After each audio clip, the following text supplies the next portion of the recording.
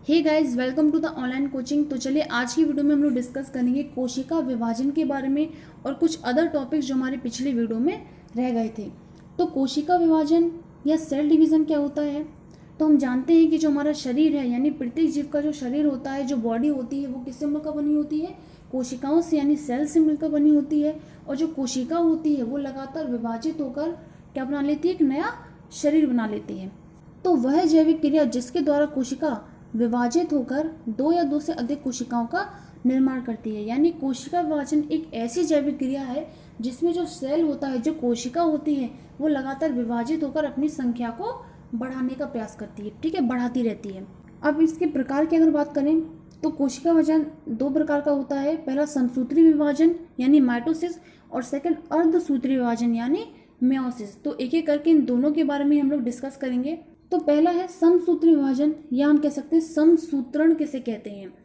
ठीक है, जैसे नाम से पता चल रहा है, समसूत्री विभाजन यानी ऐसा विभाजन जिसमें गुणसूत्रों की संख्या, क्रोमोसोम की जो संख्या है वो क्या हो? समान हो। ठीक है, इसके अंतर्गत एक कोशिका से दो संतति कोशिकाओं का निर्माण होता है। यानी समसूत्री विभाजन में जो कोशिका होती है वो विभाजन द्वारा दो नई संतति कोशिकाओं का निर्माण कर लेती है, जिसमें गुणसूत्रों की संख्या, नंबर ऑफ क्रोमोसोम क्या होते हैं? समान होते हैं। और ये किसमें होता है? ज़्यादातर बॉडी सेल्स में क्या होता है? समसूत्री विभाजन ही होता है, यानी ये कायिक कोशिकाओं में होता है। अब बात आती है इनकी अवस्था की। तो इसकी दो अवस्थाएं होती हैं, पहला केंद्रक विभाजन और दूसरा कोशिका द्रव्य विभाजन। कैरियोकाइनेसिस और साइटोकाइनेसिस क्या होता है? तो कोशिका में केंद्रक उपस्थित होता है। कोशिका विभाजन से पूर्व उसमें केंद्रक का विभाजन होता है। ठीक है, न्यूक्लियस डिवीजन के बाद जो एक न्यूक्लियस है वो दो न्यूक्लियस में बदल जाता है, और फिर उसके बाद जो कोशिका द्रव्य यानी सेल वॉल जो होता है वो भी क्या होता है? दो भागों में बढ़ जाता है। अंततः दो नई संतति कोशिकाओं का निर्माण हो जाता है। फॉर एग्जाम्पल के लिए अगर बात करें तो माइटोसिस में क्या होता है? जो एक कोशिका होती है वो डिप्लॉयड होती है। ठीक है, 2n होती है उसमें गुणसूत्र की संख्या, और विभाजन के बाद वो नई दो संतति कोशिकाओं का निर्माण करती है, जिसमें भी गुणसूत्रों की समान संख्या क्या होती है? समान होती है, यानी वो भी क्या होते हैं? डिप्लॉयड होते हैं। अब नेक्स्ट बात आती है अर्धसूत्री विभाजन क्या होता है या अर्धसूत्रण। तो मेयोसिस में क्या होता है? जो गुणसूत्र होते हैं उसकी संख्या आधी रह जाती है, यानी उनकी जो गुणसूत्र होते हैं उनका क्या होता है? ह्रास होता है। इसीलिए इसे क्या कहते हैं? ह्रास विभाजन भी कहा जाता है। इसके अंतर्गत कोशिका एक से अधिक बार विभाजन करती है, यानी कोशिकाओं का विभाजन एक बार तो होता है, लेकिन उसके बाद भी विभाजन की जो क्रिया होती है, जो प्रक्रिया होती है, वो रुकती नहीं है। उसके बाद भी विभाजन होता है, यानी दो बार विभाजन होता है। यह दो चरणों में पूरा होता है, अर्धसूत्री विभाजन फर्स्ट और अर्धसूत्री विभाजन सेकेंड। तो मेयोसिस में क्या होता है? जो कोशिका होती है वो डिप्लॉयड होती है, और वो विभाजन यानी उसमें मेयोसिस फर्स्ट के दौरान दो कोशिकाओं का निर्माण होता है, दो संतति कोशिकाओं का निर्माण होता है, जिसमें गुणसूत्रों की संख्या क्या हो जाती है? आधी हो जाती है।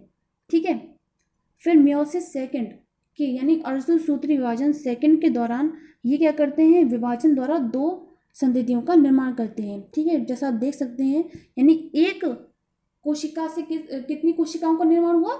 4 कोशिकाओं का निर्माण हुआ, जो कि क्या थी? हैप्लॉइड थी, यानी अगुणित थी। या फिर हम इस प्रकार से समझ सकते हैं कि जो कोशिका थी उसमें गुणसूत्रों की संख्या कितनी थी? 46 थी, जो कि विभाजन के पश्चात दोनों में क्या हो गई? 23-23, यानी आधी आधी बट गई। फिर इसके बाद जो मेयोसिस सेकंड हुआ माइटोसिस की तरह ही होता है, यानी समसूत्री विभाजन के जैसा ही होता है, जिसमें जो गुणसूत्रों की संख्या होती है उनमें फिर विभाजन नहीं होता। उनमें जो गुणसूत्र होते हैं उनका विभाजन नहीं होता, वो समान ही रहता है। केवल क्या होती है? एक कोशिका दो कोशिकाओं का निर्माण कर लेती है, यानी इसमें भी गुणसूत्र कितने होंगे? 23 होंगे। इन सभी में क्या होंगे? 23 होंगे। आगे हम पढ़ेंगे जो शुक्राणु जन्म होता है उसमें भी क्या होता है? एक कोशिका, एक शुक्रजन कोशिकाओं से क्या होते हैं? 4 शुक्राणुओं का निर्माण होता है। ठीक है, तो ये क्या था? अर्धसूत्री विभाजन। ये मेन डिफरेंस था समसूत्री और अर्धसूत्री विभाजन के बीच। ठीक है, तो ये तो हमारा कंप्लीट हो गया सेल डिवीजन। तो अब हम बात करेंगे लैंगिक जनन में होने वाली घटनाएं। इस वीडियो से पहले एक वीडियो आई थी जिसमें मैंने आपको बताया था कि जो लैंगिक जनन है, जो सेक्सुअल रिप्रोडक्शन है, उसमें दो विपरीत जनकों की आवश्यकता होती है। जो जनक होते हैं वो निषेचन द्वारा क्या बनाते हैं? एक नई संतति का निर्माण करते हैं। ठीक है, तो लैंगिक जन्म में होने वाली घटनाएं, इस मतलब क्या है, परिपक्वता अवस्था प्राप्त करने के पश्चात सभी जीव कुछ घटनाएं प्रदर्शित करते हैं। यानी जो जीव है वो पूर्ण परिपक्व होने के बाद, पूर्ण विकसित होने के बाद कुछ घटनाएं, कुछ इवेंट्स को क्या करता है, दर्शाता है। और वो इवेंट्स कौन कौन से हैं? पहला है निषेचन पूर्व घटना, सेकंड है निषेचन और थर्ड है निषेचन पश्च घटना। तो ये तीनों ही घटनाएं इसमें सम्मिलित हैं। एक करके हम इन तीनों के बारे में ही डिस्कस करेंगे। तो पहले बात आती है निषेचन पूर्व घटना या प्री फर्टिलाइजेशन इवेंट क्या होता है। तो इसके अंतर्गत युग्मक जनन और युग्मक स्थानांतरण इंक्लूडेड है। ठीक है, युग्मक जनन जैसे या गैमेटोगेनेसिस हम नाम से ही समझ सकते हैं कि युग्मक का निर्माण होना क्या कहलाता है, युग्मक जनन। ठीक है, the process of formation of gamete, gamete का क्या होता है, इसमें फॉर्मेशन होता है। और जो गैमेट होते हैं, जो युग्मक होते हैं, वो दो प्रकार के होते हैं। एक होता है मेल गैमेट यानी नर युग्मक, और सेकंड होता है फीमेल गैमेट यानी मादा युग्मक। ठीक है, स्पर्म या एंथेरोजॉइड क्या होते हैं, मेल गैमेट होते हैं, और ओव्यूम या एग क्या होते हैं, फीमेल गैमेट होते हैं। फिर नेक्स्ट है युग्मक स्थानांतरण यानी गैमेट का ट्रांसफर किस प्रकार से होता है। तो जो मेल गैमेट होता है वो क्या होता है, मूवेबल होता है, और फीमेल गैमेट स्टेबल होता है। ठीक है, नर युग्मक गति कर सकता है और फीमेल जो मादा युग्मक होता है वो क्या रहता है, स्थिर ही रहता है। मेल जो गैमेट होता है, नर युग्मक को गति करने के लिए किसी माध्यम की आवश्यकता होती है। ठीक है, एग्जाम्पल में प्लांट्स की अगर बात करें तो प्लांट्स में जब पॉलिनेशन होता है तो जो पॉलीग्रेन्स होते हैं, जो परागकण होते हैं, वो वर्तिकाग्र पर किसके माध्यम से जाते हैं, एयर, वाटर या बीज के मीडियम से जाते हैं, है ना। तो उसी प्रकार से जो मेल गैमेट होता है उसे भी क्या होते हैं, माध्यम की आवश्यकता होती है। अब नेक्स्ट है निषेचन यानी फर्टिलाइजेशन, युग्मक का संलयन यानी युग्मक के संलयन को क्या कहते हैं, निषेचन यानी फ्यूजन ऑफ गैमेट को क्या कहते हैं, फर्टिलाइजेशन कहते हैं। युग्मक का संलयन होना ये क्या कहलाता है, निषेचन कहलाता है। लास्ट है निषेचन पश्च घटना या पोस्ट फर्टिलाइजेशन इवेंट। इसमें क्या होता है, युग्मनज का निर्माण होता है और भ्रूण उद्भव। युग्मनज जायगोट बनता है और फिर जायगोट से लेकर भ्रूण किस प्रकार से बनता है, इसी क्या कहते हैं, भ्रूण उद्भव यानी the process of development of embryo from zygote. Zygote से एम्ब्रियो का बनना है यह कहलाता है एम्ब्रियोजेनेसिस। अब एक बार ब्रीफ में समझे फॉर रिवीजन के लिए ओनली। तो लैंगिक जन्म में हम लोगों ने क्या पढ़ा कि दो जनकों की आवश्यकता होती है, एक पुरुष और एक स्त्री। ठीक है, पुरुष को एरो से दर्शाया जाता है और स्त्री को प्लस के साइन से दर्शाया जाता है। ये इंपॉर्टेंट है आपके लिए समझना। ठीक है, पुरुष में क्या होता है, नर युग्मक का निर्माण होता है। ठीक है, शुक्राणु बनता है और स्त्री में अंडाणु बनता है। ठीक है, दोनों ही क्या होते हैं, निषेचन द्वारा संलयन करते हैं और युग्मनज का निर्माण करते हैं। ठीक है, फिर युग्मनज से भ्रूण बनता है, एम्ब्रियो बनता है। ठीक है, प्रेगनेंसी होती है और नवजात शिशु यानी एक न्यू बॉर्न बेबी का निर्माण होता है। अब हमारा नेक्स्ट टॉपिक है विकास की अवस्थाएं यानी स्टेजेस ऑफ डेवलपमेंट। तो कुछ साइकोलॉजिस्ट यानी मनोवैज्ञानिकों ने बताया कि हमारे जीवन का जो विकास है, डेवलपमेंट ऑफ लाइफ जो है, वो कुछ अवस्थाओं से होकर गुजरता है। यानी हमारे जन्म से लेकर के प्राकृतिक मृत्यु तक का जो समय है, जो काल है, वो क्या है, कुछ अवस्थाओं यानी स्टेजेस में बटा हुआ होता है। और वो स्टेजेस कौन कौन सी हैं, तो 4 प्रकार के स्टेजेस यहाँ पर दर्शाई गई हैं। पहली है शैशवावस्था, सेकंड बाल्यावस्था, थर्ड किशोरावस्था और फोर्थ है प्रौढ़ावस्था, इन्फेंसी, चाइल्डहुड, एडोलेसेंस और मैच्योरिटी। तो एक एक करके हम इन चारों के बारे में चलिए डिस्कस करते हैं। पहले बात आती है शैशवावस्था की, जिसे जीवन का महत्वपूर्ण काल या सीखने का आदर्श काल भी बोला जाता है। आदर्श काल, ठीक है, इसका जो काल होता है, जो समय होता है, वो क्या है, जन्म से 5 वर्ष की आयु, जन्म से लेकर के 5 वर्ष की आयु तक की जो अवस्था होती है, जो पीरियड होता है, उसे क्या कहते हैं, शैशवावस्था या इन्फेंसी। अब इसकी कुछ विशेषताएं हैं।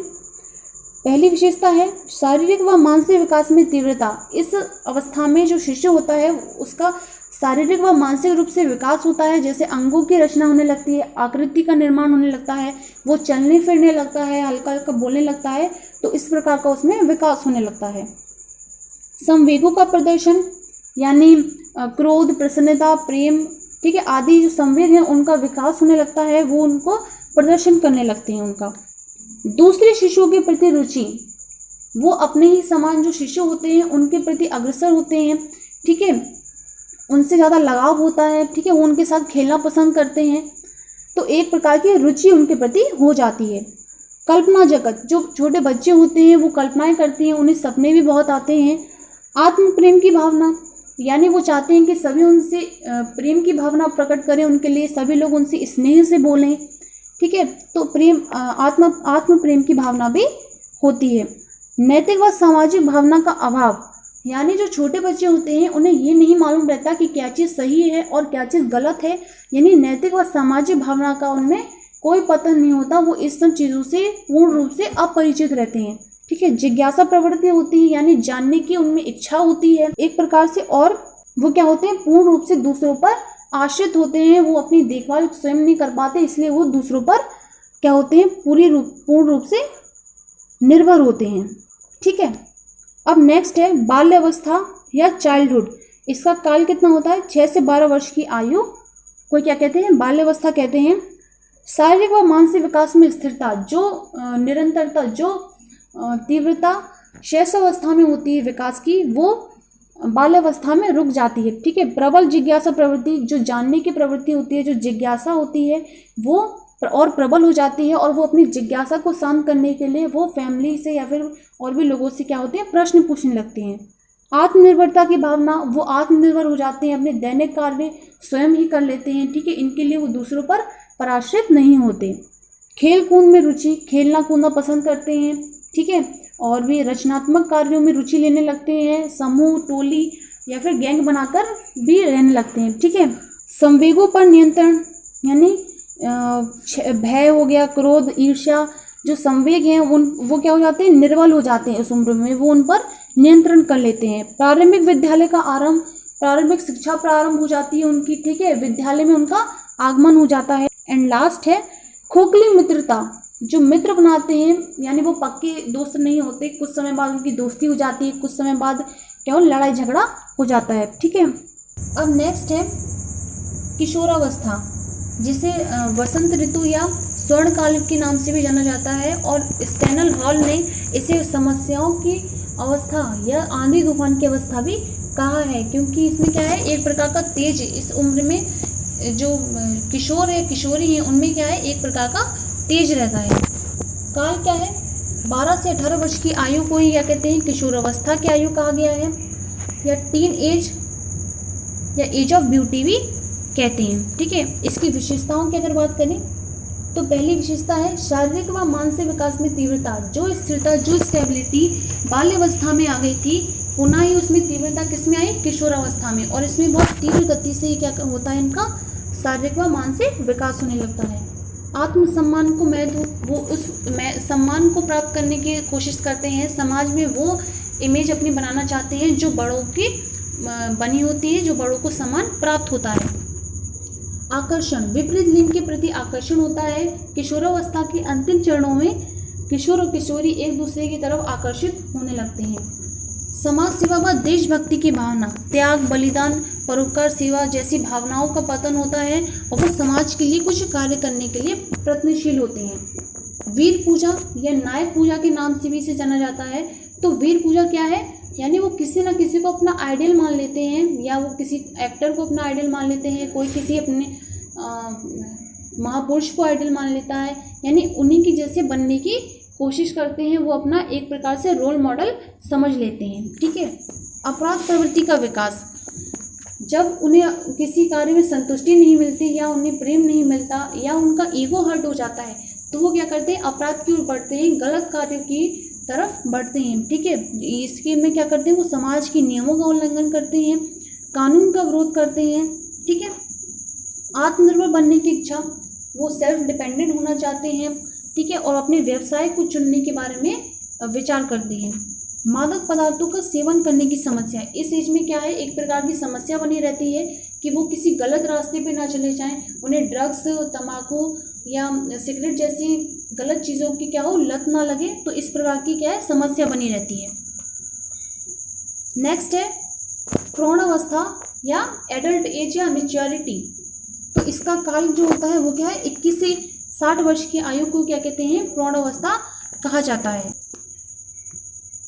पूर्ण परिपक्वता की अवस्था, इसमें क्या है, वो पूरी तरीके से मैच्योर हो जाता है, पूरी तरीके से एडल्ट हो जाता है, ठीक है, पूर्ण शारीरिक और मानसिक विकास हो जाता है उसका पूरा, ठीक है, क्योंकि इससे पूर्व जो अवस्थाएं आती हैं उनमें भी उसमें बहुत सारा विकास हो चुका होता है। चिंताएं अपने स्वास्थ्य को लेकर, अपने कैरियर को लेकर, ठीक है, अपनी फैमिली को लेकर उसे बहुत सारी चिंताएं होने लगती हैं। हास की अवस्था, ठीक है, जैसे हम जानते हैं कि 30 से ऊपर जो उम्र होती है उसमें हड्डियां कमज़ोर होने लगती हैं, तो उससे क्या है, एक प्रकार की हास की अवस्था होती है ये, यानी एक प्रकार की ये भी चिंता बनी रहती है और उसे अपने स्वास्थ्य की चिंता बनी रहती है। समाज के प्रति जिम्मेदार नागरिक बनने का प्रयास करते हैं वो, ठीक है, चुनौतीपूर्ण कार्य करने के लिए सक्षम हो जाते हैं, ठीक है, सांस्कृतिक और सभ्यता का उन्हें पूर्ण रूप से ज्ञान प्राप्त हो जाता है। अब चैप्टर फर्स्ट से रिलेटेड कुछ इंपॉर्टेंट क्वेश्चंस हैं, तो चलिए इन्हें भी देख लेते हैं, एक प्रकार का हमारा रिवीजन भी हो जाएगा। तो क्वेश्चन फर्स्ट है, जीवों के लिए जनन क्यों अनिवार्य है? यानी हमने पहली वीडियो में पढ़ा था कि जो जीव है वो हमेशा अपनी स्पीशीज को बनाए रखने का प्रयत्न करता है, जिसके लिए वो क्या करता है, जनन करता है। एक प्रकार की इसमें क्या होती है, इससे निरंतरता भी जीवों में बनी रहती है, ठीक है। सेकंड क्वेश्चन है, जनन की अच्छी विधि कौन सी है और क्यों? तो लैंगिक जनन यानी सेक्सुअल रिप्रोडक्शन को ही जनन की अच्छी विधि माना गया है, क्योंकि हमने पढ़ा था अलैंगिक जनन में जो संतति बनती है उसमें आनुवंशिक पदार्थ क्या था, समान था, जिससे उसके जनक के ही समान उसकी संरचना थी और इसीलिए उसे क्या कहा गया, क्लोन कहा गया। लेकिन लैंगिक जनन में जो संतति बनती है उसमें क्या है, भिन्नताएं पाई गई, तो इसीलिए भिन्नताओं का माना ही क्या है, अलैंगिक जनन के लिए एक प्रकार की ये इसे अच्छी विधि माना गया। कायिक प्रवर्धन से आप क्या समझते हैं? तो कायिक प्रवर्धन क्या है, एक अलैंगिक जनन की एक ऐसी विधि जिसमें जो पौधा होता है वो अपने कायिक अंगों द्वारा यानी वर्धी अंगों द्वारा एक नए पौधे का निर्माण करता है। और कायिक अंग कौन कौन से थे? पत्ती हो गया, तना, जड़, ये कौन से थे, किसी पौधे के कायिक अंग। बाह्य निषेचन व आंतरिक निषेचन क्या है? तो जो निषेचन शरीर के बाहर होता है उसे क्या कहते हैं, बाह्य निषेचन कहा जाता है। और जो निषेचन शरीर के अंदर यानी युग्मकों का संलयन जब शरीर के अंदर होता है तो उसे क्या कहते हैं, आंतरिक निषेचन। तो ये क्या था इसमें, बाह्य निषेचन और एक्सटर्नल फर्टिलाइजेशन और इंटरनल फर्टिलाइजेशन। फिर लास्ट है युग्मक जनन और भ्रूण उद्भव। तो युग्मक जनन क्या था, युग्मकों का निर्माण होना क्या कहलाता है, युग्मक जनन। मादा में मादा युग्मक बनता है और नर में नर युग्मक बनता है, तो इसे क्या कहते हैं, युग्मक जनन। और भ्रूण उद्भव किसे कहते हैं, जो युग्मकों के संलयन से जो संरचना बनती है, जो जायगोट यानी युग्मनज का निर्माण होता है, युग्मनज से फिर भ्रूण किस प्रकार से बनता है, इसी क्या कहते हैं, भ्रूण उद्भव। तो ये क्या था, बेसिक डिफरेंस था इन दोनों के बीच, ठीक है। तो आई होप कि आपको ये वीडियो पसंद आई हो। So guides, thanks for watching and please subscribe to the channel.